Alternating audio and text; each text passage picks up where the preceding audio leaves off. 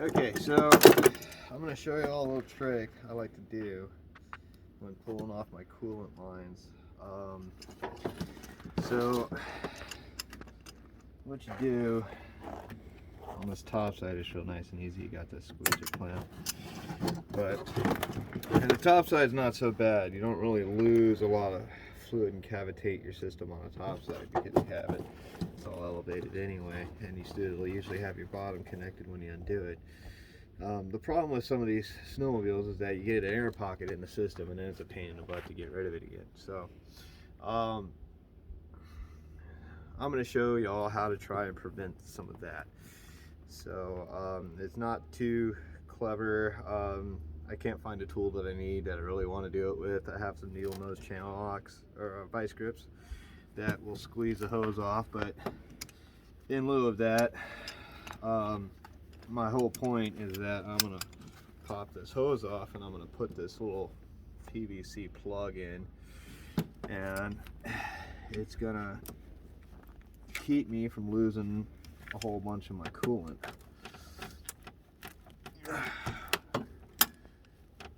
So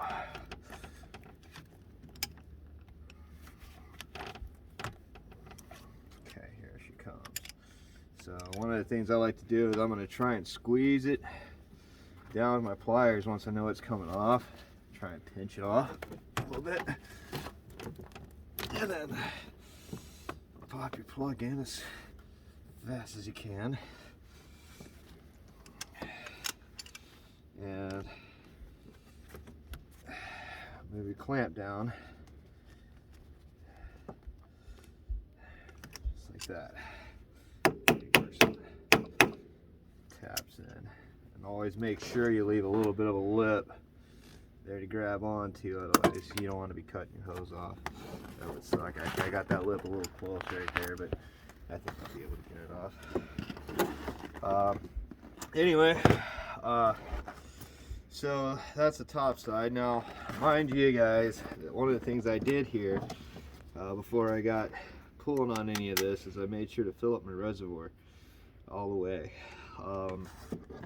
And that's so that when I do pop this bottom hose, it's going to want to cut coolant loose.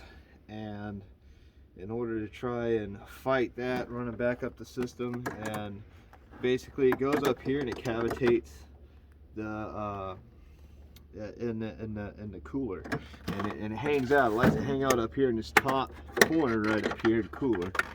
And because it goes in on the top here and comes out on the bottom over here, and so you end up with an air pocket right up here in this cooler, and that's the one that sucks. So and you damn near have to turn your sled upside down to get it out of there. Other than the other method is just to run it and watch it, and so anyway, and I still probably have a bubble there somewhere. I notice that my coolant goes up and down really a lot, so probably still trying to work its way out. But either way, I don't want to make it any worse. And I don't like having to, it's a lot better than what it was having to fight it out to begin with. So we're going to continue on here. Now we have this bottom hose down here. There we go. So we have this bottom hose down here, and that's where this big guy here is going to come out. Now this one's connected to the motor. It's going to get fluid everywhere a little bit anyway, so this one is going to be the messy one, but I'm going to try and keep it from being as messy as possible, and we'll see how she goes. So there you go. It's my son Lee on the other side of the camera. So he's helping me out with this.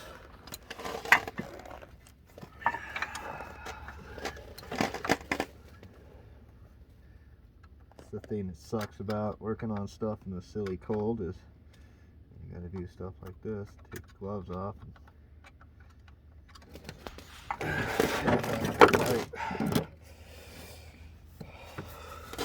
So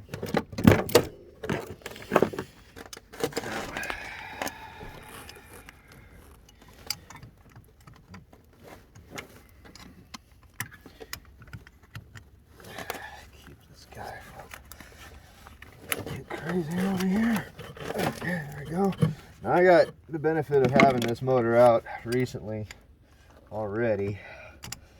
You know, so it's all my hoses aren't horribly stuck on. You see that? Now, of course, it's pulling out of the motor there and making a mess underneath, but my system didn't really lose anything if you look at my coolant reservoir.